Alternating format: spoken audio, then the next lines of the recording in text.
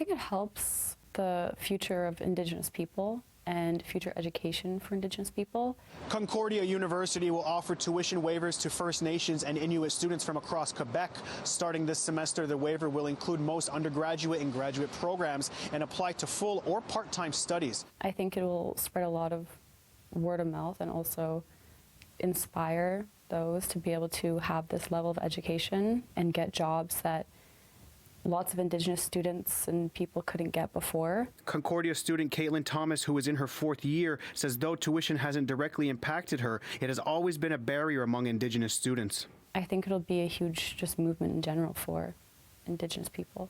Representatives of the university say reducing financial barriers follow the recommendations of their Indigenous Directions Action Plan and is a critical aspect towards reconciliation. With our tuition waivers, we do not have any conditions.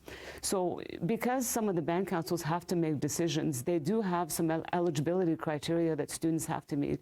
One of these is to be able to maintain a certain GPA, for example. So with our tuition waiver, we don't have those criteria. Tremblay, a senior director of Indigenous Directions at Concordia, said a common misconception is all Indigenous students get their tuition waived, but the reality is communities have to make choices on who they send to school, leaving some to put their dreams of going to university on the side until they can be funded. I think this really is, for us, this is one of the major and important components of reconciliation with Indigenous people, and we're hoping that this is how it's also being seen. Tremblay said though this isn't the finish line, it is a step forward, as more work is being done with support services like the Odzihakta Student Center, which has become a reliable place for students to call home away from home while at Concordia. She hopes this initiative will encourage more Indigenous students to attend the school and will help reduce any current challenges. Well, this is a great initiative, and of course, you know, we're doing it for the students, and you know, they're really overjoyed, and that makes me happy.